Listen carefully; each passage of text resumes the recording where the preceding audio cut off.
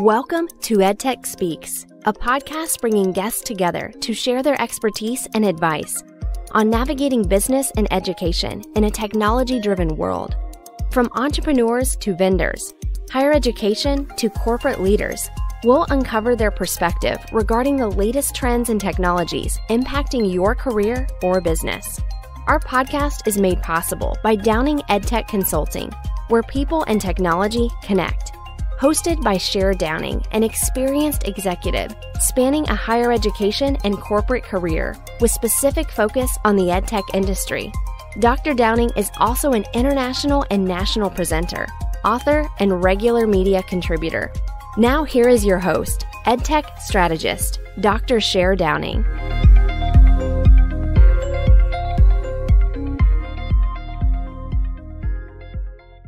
Hi, everyone, and welcome to EdTech Speaks, a podcast where we bring guests to share their expertise and advice on navigating business and education in a technology-driven world. Our goal is to provide you with options for products and services and the knowledge that can help you benefit you, yourself, or your business. I'm Cher Downing, your host, and today I'm excited to bring to you the CEO and founder of Kiddom, Ahsan Rizvi. Hi, Ahsan, welcome. Hi, Cher. How are you doing? Doing great today. Thank you so much for joining us. Very excited to talk with you as we're all heading back to school. Kids are getting back in the classroom. We are kind of sort of out of the pandemic space, but we're still kind of lingering, maybe one hand still in there. So want to hear about, what you're doing at Kiddom and its purpose and how we can help people out with it. Awesome. So Kiddom is the first all-in-one education platform for high-quality digital curriculum. It is flexible, customizable. It integrates your high-quality digital curriculum management with instruction and assessments and asynchronous communication tools into one solution, which saves schools time, resources, and money. So with Kiddom, we believe that one of the biggest levers for improving student outcomes is high-quality digital curriculum. High-quality curriculum. And given what we saw in the pandemic, we believe that it's very necessary for it to be digital. So students and teachers and administrators have the flexibility to administer it the way they see fit. As you said, the pandemic, it's not 2020, and it seems like we're out of the fire, as I suppose, for the past couple of years. But we still need flexibility. We still need our teachers and students to have the flexibility of which digital high quality curriculum provides. And Kiddom is here to support their needs. Wonderful. And I think, as you said, we're still trying to figure out where everything is going. And I think part of the frustration for teachers is figuring out how much to have prepared ahead of time in the online environment, how much to have in the classroom. They're really, even with students sitting in their classroom, they're living in a hybrid kind of situation right now, just due to the fact of we never quite know when things are going to change. We never quite know what's coming down the pike. And it's not even across the board. What we saw with the pandemic was one region had very high numbers, other regions hadn't even seen it yet. So everyone's kind of shifting and moving these things around. So I know that teachers can upload their own curriculum onto Kiddom, but talk to me a little bit about the partnerships that you have going also and what other available products that they can access. Yeah, for sure. So the best part about Kiddom is that we are not curriculum publishers or authors, right? So we rely on, we're tool makers. And so we rely on either teachers creating their own curriculum, which tends to be a portion of what happens at Kiddom. But a lot of what we do is to bring this high quality curriculum, which is traditionally been in print and used in print, we bring it to life in a digital landscape. And when we believe that's a very important task, given what we saw, I said, in the pandemic. And so the gist of it is that, we have all this high quality curriculum that's being created in the industry, but the business model and consequently the model for teachers to use it and students to understand it was based on print. We've all seen students lugging a huge backpack with lots of books, and there's a pre-pandemic era of that, and there's a post-pandemic era of everything of that nature that can now be mostly contained in in digital format and can be accessed online. So based on that, a lot of the partnerships we've done is to bring this high quality digital curriculum into Kiddom. Right? So our first partnership was with Open Up Resources, which is one of a high quality non-profit digital curriculum provider. And, they've been fantastically great at, and building and launching some great curricula, both in math, ELA, and SEL, etc. And we've been able to help them bring those products in digital realm to life.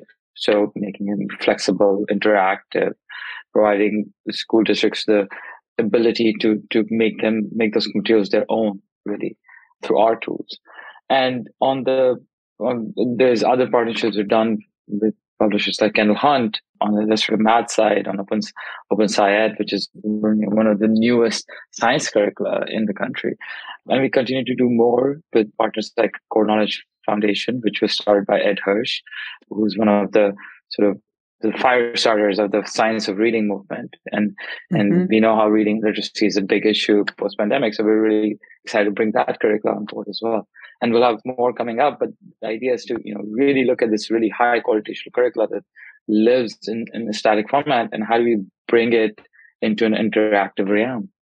That is so exciting on a couple of levels. One, in that I think we've been talking for a lot of years about textbooks and how do we get away from having the traditional physical carrying of the books, but also using older editions because schools can't afford to replace them and they're missing out on new content. And then the whole OER movement, which has been so exciting to see states like Colorado that are really interested in it and implementing it and recognizing that it's not just about buying books. It's about giving equal accessibility to everyone. And it's also about learning in a different format, being able to relook at that information, to see it in a different way, to match how people best understand content rather than just that flat one-dimensional book. So the fact that you're coupling that with giving this all-inclusive space for teachers really has to be just phenomenal. Do you have some feedback from teachers in terms of how they're enjoying the product?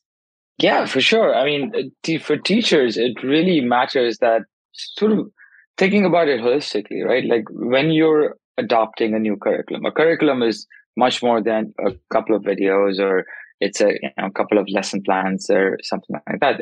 It's a roadmap, right? It's a roadmap to how learning will occur throughout the year for a band of grades across K through 12, whether it's K through 5, 6 to 8, 9 to 12. I think as a society, right, we haven't provided teachers with really high quality materials. And so what has happened traditionally is that they've gone online and tried to find materials, or staying up late at night and building their own materials, which is just not sustainable, right? We also have a lot of problems in like teacher capacity in terms of how many jobs they have to do. They're stewards of their classrooms. And because of that, they have to do a lot of things. And when you couple this with additional not problems, but additional jobs, which are like curriculum creators, that to me, that's not fair, right? You were asking our teachers to do too much. So with that in mind, right, but adopting a new curriculum is also hard, right? Because it provides, especially high quality materials, they're structured. Teachers need professional development and professional learning on them. So the feedback from teachers has always been like, I can finally navigate this curriculum. I don't have to look at like tens of these books to figure out where I'm going to be in a lesson plan, and then cross-reference and try to figure out where are my anchor charts, and then where's the lesson plan, and where am I going to go next with it. Like it provides a structured way to think through the problem of making sure your students are learning on pace, right? And then being able to differentiate, being able to provide those inserts and scaffolds that are for remediation as students go on throughout the year. That's really important.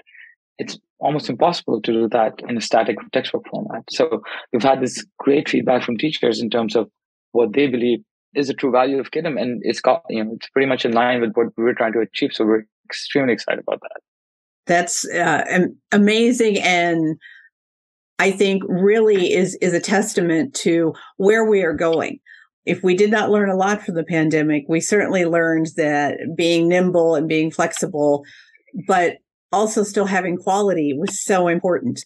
And we lost some quality. We lost some footage as we were scrambling to try to figure out how to do things in a different format. And as we realized that not everybody has accessibility at home. One of the greatest lessons I think we learned was we have students who don't have computers at home, whose family don't own iPads, who don't have Wi-Fi. And we immediately thought, well, we'll just send everybody home with something and they'll be fine. And they weren't. So, again, having access to books and all and being able to get to those is wonderful. And thinking through for those that don't have accessibility, are you looking on the horizon in terms of, what are ways that people can access this content if they're going home and not having that direct Wi-Fi access? That is, digital inequity is clearly a problem in the country, right? There's vast inequities in the country in terms of like access to broadband, access to internet overall.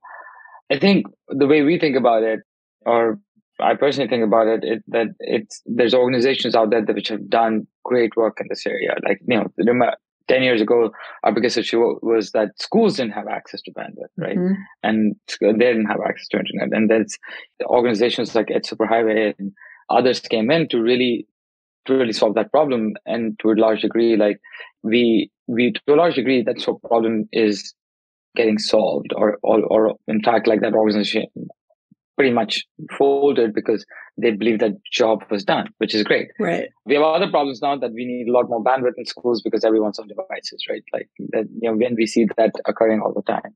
And then we've seen some of where school districts are subsidizing home coverage as well in lower income areas. Cities have had some programs to enable that as well.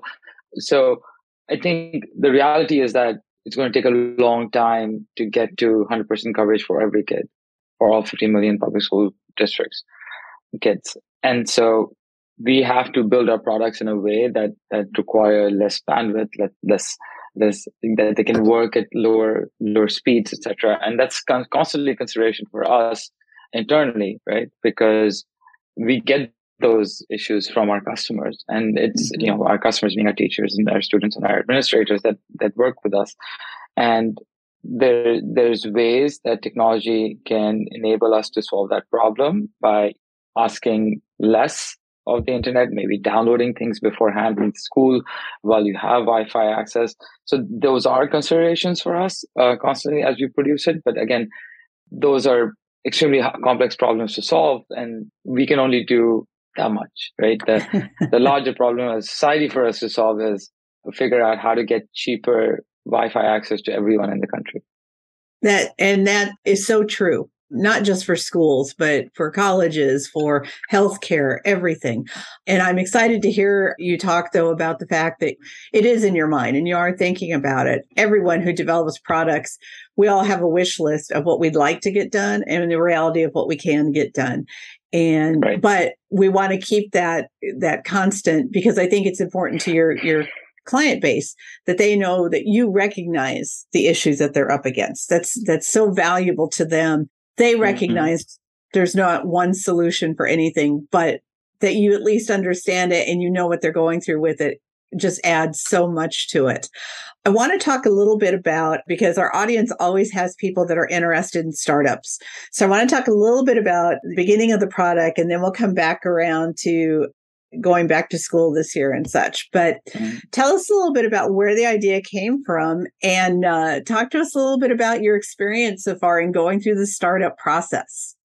Yeah, for sure. So the idea really came from sort of working with teachers and students in a real world scenario in school districts in the Bay Area, right? I had the privilege of being close to a couple of really great school districts in the Bay Area, and working with them, I realized that there was a big problem in terms of like how teachers were given tools to do their jobs, right? Like, and how effective were those tools in administrating their classrooms, from my purview, at least from an academic perspective, right? How do they create lesson plans? Like, how do they understand how students are learning? How do they track data? How do they visualize it so to understand where they need to reteach, whether students are learning at the pace they need to? And when we started, there was a lot lot less of these tools that the teachers had access to. I was also, my best friend from college, Abbas Manji, who's our chief academic officer at Kiddom, and we started talking about these issues together. And he at that time was on the founding team of a charter school up in the Bronx in New York, and I was in the West Coast, and we would often talk about like all these problems that teachers face, that they don't have access to great tools. And based on his feedback and the feedback from all teachers and administrators I knew in the Bay Area, I started building an early version of Kiddom to help teachers build their lesson plans, build a structured scope and sequence, share assignments with students, have some lightweight workflows and understanding, giving them feedback and understanding how students are doing. And that's really became the initial catalyst for what became Kiddom in 2014. And every startup journey is harrowing. It's hard because the world really doesn't care about what you build. But hopefully you build something that people want and people need, and they care about it. And so initially the idea was to get a few teachers involved in making sure that we can build something that they really like, right? And so in 2015 we started that process early enough, got teachers involved in the process of building the product, giving us feedback regularly. And that and when we saw teachers really engaging with the product, using it the way we thought we could, and of course, there's lots of things we learned based on what users are doing and teachers were doing and students were doing. But even in those early days, we saw that there was a need here, right, for teachers to really figure out how to understand what the work day looks like, what my lesson plans look like from an academic perspective, and to have it all in one place. And so, early enough, we saw the need. We felt and believed that the best way to assuage this need was to build a company around this product. And so we went out looking for financing. But in 2015, EdTech was not as much as in vogue as it is now. And that was quite the process. It took 7 months to get the first investor meeting for Kiddom. I was a transplant to the Silicon Valley. And so I didn't know anyone who was an investor. So it took, a lot of grind and a lot of sort of constantly meeting with people, networking and understanding how I can get to the people who would be possibly able to fund this idea and this product. But, going through those constant rejections from investors was hard. And, I didn't have a paycheck, for all that time. But despite that, we kept on going, and we finally got to a certain amount of traction with the product and started getting more and more feedback from the investment community, to the point that we found our anchor investor in the early days, which is Costa Ventures. That really became the bounce that we needed, because we needed the cash to be able to invest in the business and build the product to continue building the product towards our vision. And so getting that first yes was a huge step towards making Kiddom a reality. And for those who've gone through it, it's always really hard. And in hindsight, you actually don't want to think about those days again, because that's how hard they could be. But that tenacity really is required, because building a business from scratch is really hard. As I said before, nobody really cares about the things you build. You have to will them into existence and because you have to build them into existence, you have to make something constantly through user feedback, through iteration, to understand user needs, and to hopefully you build something to a scale where people care about it a lot and they make it a part of their lives. So when Kiddom first started, it was a platform for educators. We got traction. But as we were talking about high quality curriculum now, but we came to the realization that offering curriculum within the platform would be a better entry point, right? Because we saw, as I talked about, this sort of static workbook nature, textbook nature of a high quality core curriculum in the country. And that became, the couple of years down the line, that became how we monetized the product, and we're able to build the company towards more scale. Thank you for sharing that, because I think for our listeners, and I think it's probably true for all startups, in the beginning, you're very excited and you're just sure that everyone's going to be so excited about your product as much as you are. And then you get out there and reality hits. And the word you used, tenacity, is exactly it. That really is the difference between those who make the product become viable and those who give up or, set it off to the side. because there are a lot of no's out there. There are a lot of, oh, I don't see any interest in this. I think back to 2018, was doing a presentation on online learning, and it was a mixed audience. So some higher education, some K through 12, and some corporate training. And the corporate training people were all about, yeah, we just need to check the box that, they took this training and they're done. And the K through 12 people were all about, if we're not in front of them, hugging them and talking to them, they're never going to learn. And the higher ed people were like, we kind of use it, but it's not really that big a deal. And we're never going to be able to replace everything with it. So literally like 14 months later, the country shuts down. And all of a sudden everyone is like, what do we do? How do we do this? How quickly can we move this over? And so you're right. Once the need becomes prevalent to everyone, then suddenly it's a viable product. Then suddenly everybody wants to do it. The tenacity comes in living through that period where everyone's going, nah, we don't really need this, and holding on and sacrificing, as you said, paychecks, time, just part of you going out and talking to people with the continuous door slam in the face, or no one taking your calls, or all of those kinds of things. All of that is an investment.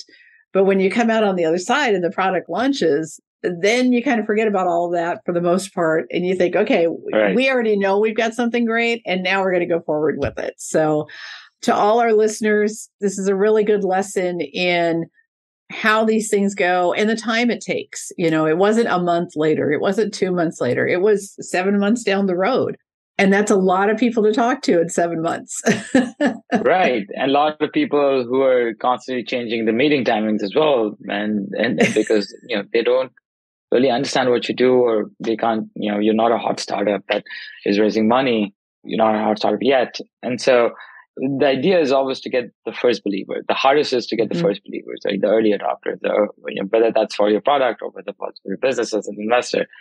It's hardest to get the first yes, right? Once you get the first yes, that gives you feedback into how to think about getting to a yes. But the first yes probably gets more yeses, and hopefully more yeses after that, and more yeses after that.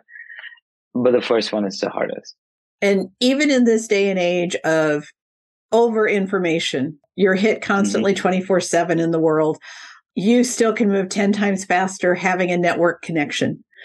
You talked about not having a network when you first ended up out in Silicon Valley, and wherever you're living, a network is so valuable in the area you're wanting to get into, because for all of your cold calls, one person can pick up a phone, call someone they know and say, hey, I'd like you to take a look at this.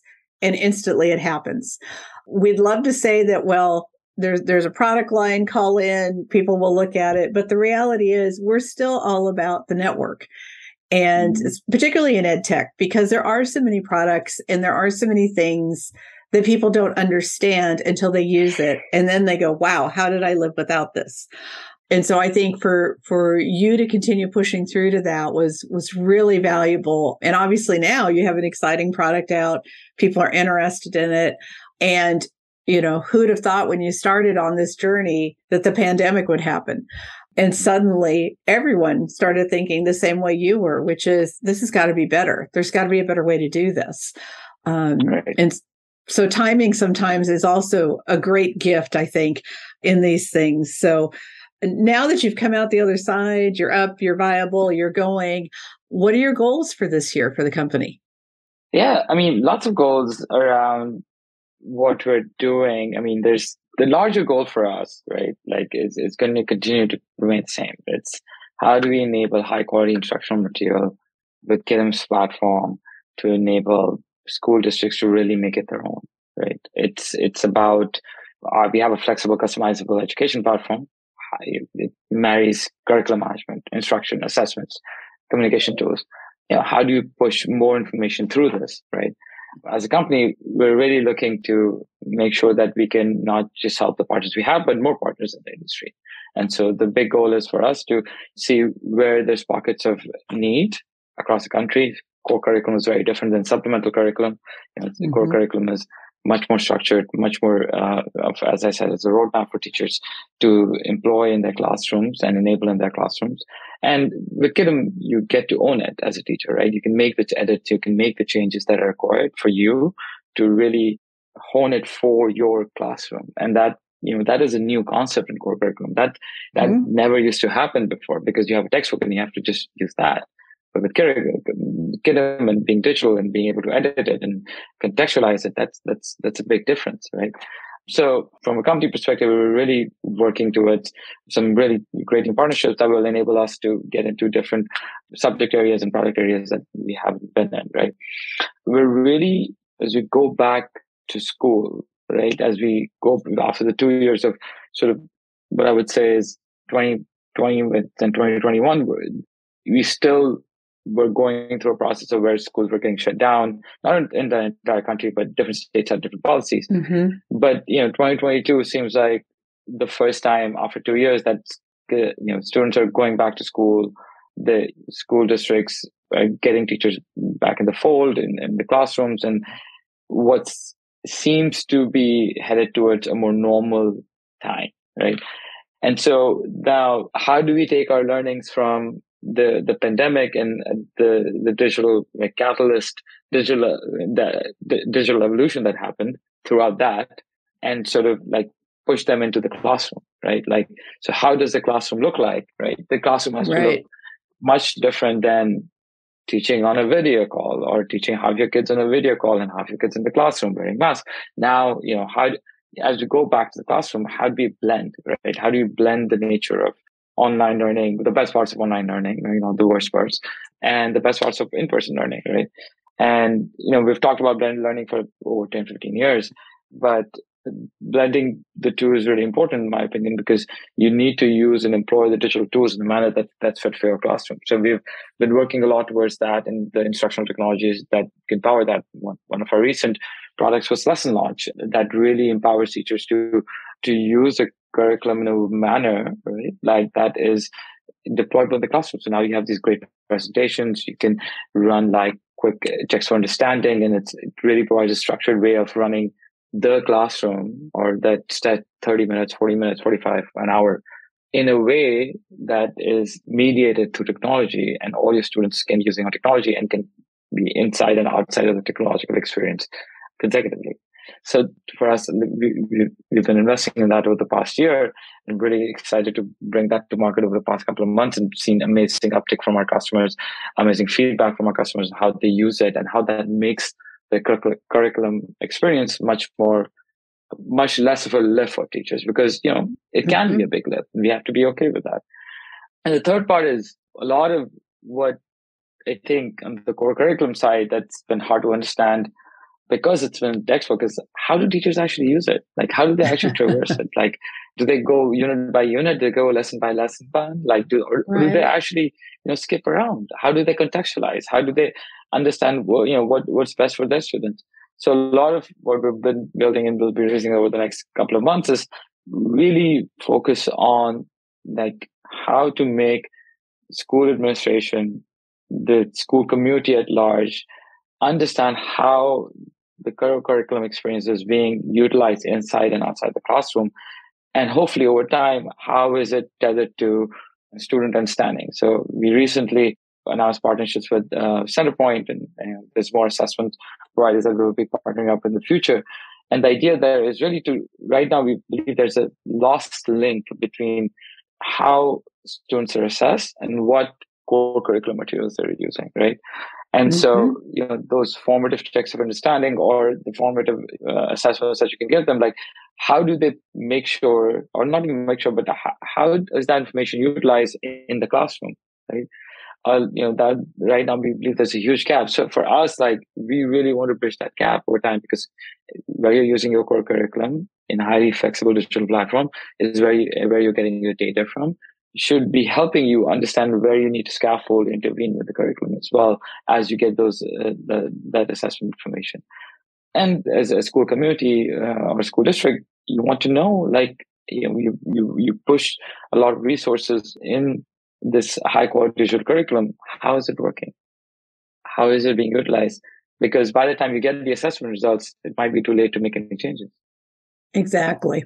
No, and that has been such an issue for years and years and years, even back in just using pen and paper, because you would have some teachers who would teach exactly from the textbook and they would test exactly from the textbook. And students would say, well, I don't listen in class because I know the test is going to be from the textbook. So I'll just go home and read it, take the test, pass, and move on. There's really no retention. There's just a temporary matching situation where they're able to give the right answers and appear like they've had retention in that. Other teachers who didn't hardly ever use the book would throw in one or two questions from the book to make it look like they had used it. And that always made me crazy, even as a student.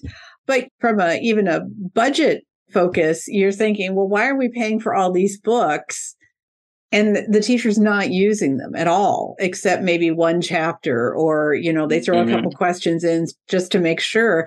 We've had all these idiosyncrasies over time, and yet our assessment has stayed flat and stayed the same, which is, did you retain what we just told you? And then once you check that box, you move on, and the retention then can dissipate, and we don't really care. That's the problem. Until you get to the next grade, and the very first lesson, they say, well, you learned this last year, so we're not going over it.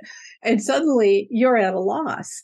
Your methodology of assessing usage, assessing application, assessing the depth of what they're doing with it is going to give them so much better data and so much better understanding of how their teachers teach, of the type of students that they have, depending upon their type of school. We already see discrepancies in low income versus charter versus public, large classes versus small. And now suddenly you've got a measurable point that those pieces kind of go away. It's not so much about you have 50 students, you have 10 students. The learning mechanism is still the same, and the measurement is still all focused on the learning. That, I think, is brilliant and is long overdue for what we need in our teaching curriculum. So I foresee that that's going to be a really big attraction for you in the coming years as we continue to struggle with new viruses popping up and just new disruptors in general in our world. Right. Yeah. To me, it seems amazing that we're in 2022, and when you ask most, either on the author publisher side or district side, because they're so used to procuring it, the core curriculum in the print format, these questions are just not being asked.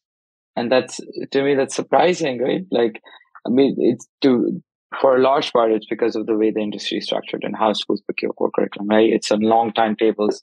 You don't want to really remake those decisions. But the flip side of that is that because you're not remaking the wheel or reinventing the wheel on the core curriculum side every couple of years, you want to ensure that you're getting the fidelity of information of how it's being implemented, how it's being utilized, right?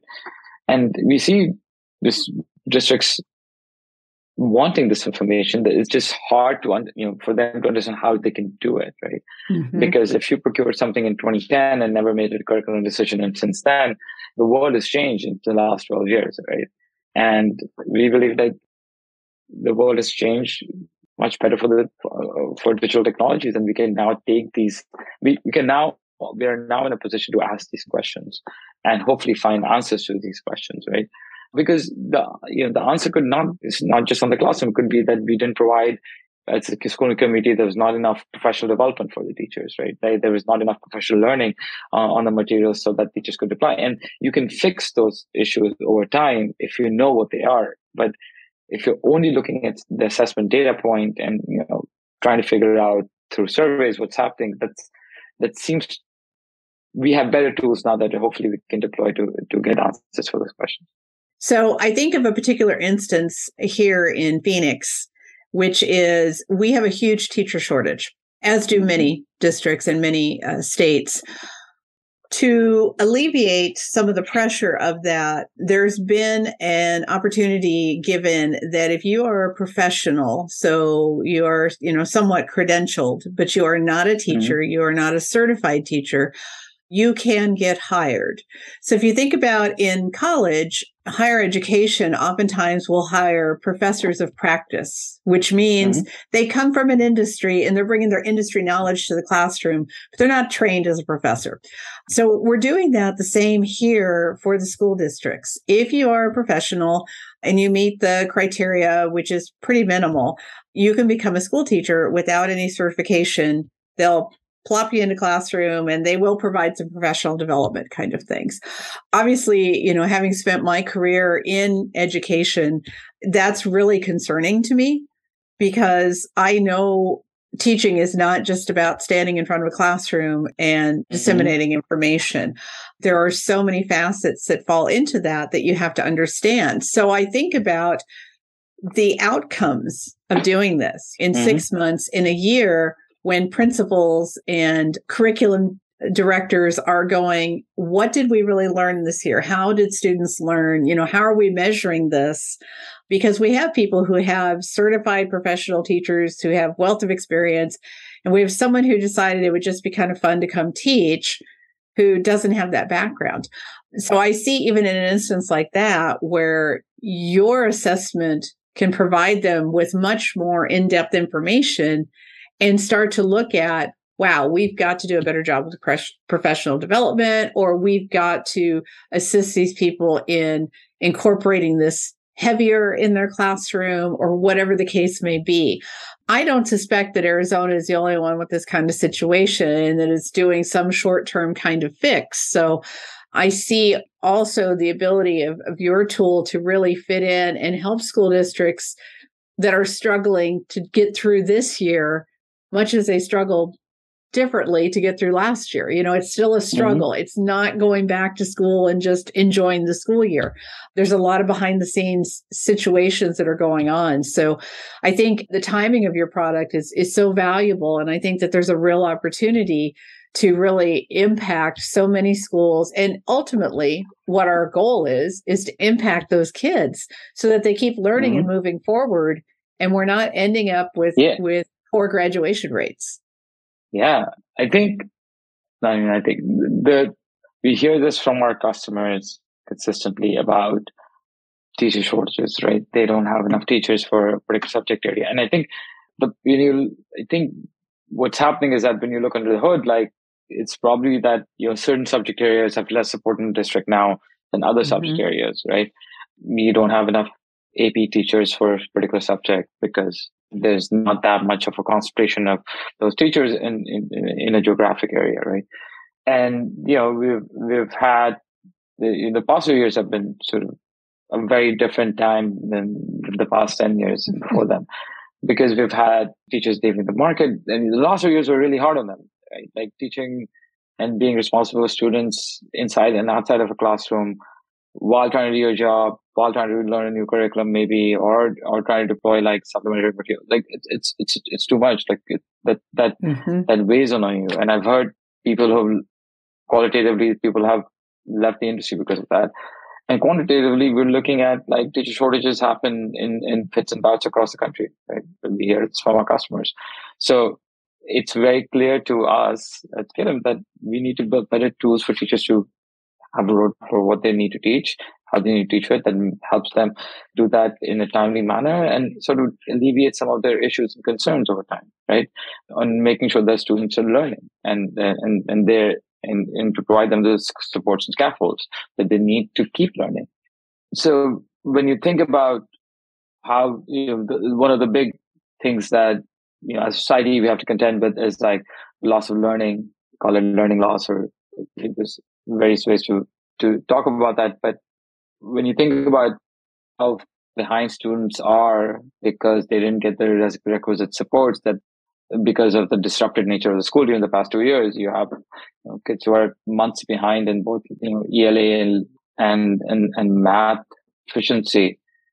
The real question becomes, okay, how are we going to make sure that these students are going to are learning at par with their grade level and age over time? And that's hard to do. That you have to go back for 2 years of instructional materials, and it's hard to do in an area in in an area where you have less teachers, because now you have less resources to actually make sure the students can come up to par with the teaching and learning methodology that the school district is trying to envelop.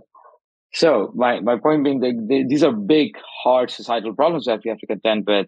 I think hopefully we can play a part in those issues. But how do we get more teachers in the industry? It's a much bigger problem.